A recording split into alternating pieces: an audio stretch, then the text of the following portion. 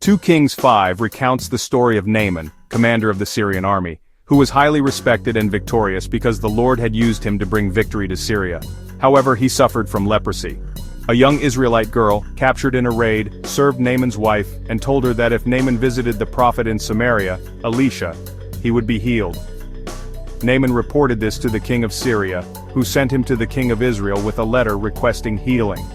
The king of Israel, upon reading the letter, tore his clothes in distress, believing it was a pretext for conflict since only God could heal leprosy.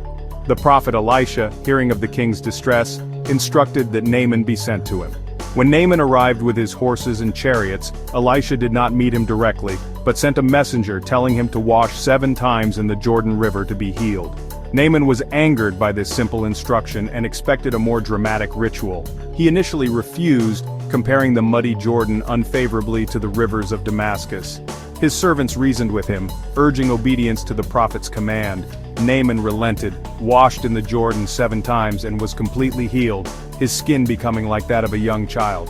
Grateful, Naaman returned to Elisha, acknowledged the God of Israel as the only true God, and offered gifts, which Elisha refused. Naaman then requested 2 mule loads of earth to build an altar to the Lord, and asked for forgiveness when he had to accompany his king to worship in the temple of Rimmon. Elisha assured him, "Go in peace." However, Elisha's servant Gehazi, motivated by greed, pursued Naaman and deceitfully asked for silver and clothing under the pretense that Elisha needed them for visitors. Naaman generously gave him double what he asked. When Gehazi returned, Elisha confronted him, revealing that he knew everything.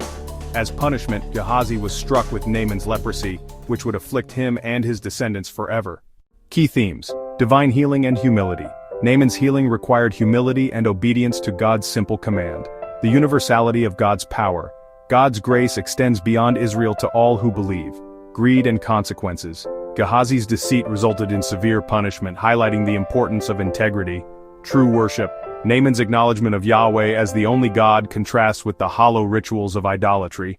The story underscores that true value lies not in worldly wealth or status but in faithful obedience to God.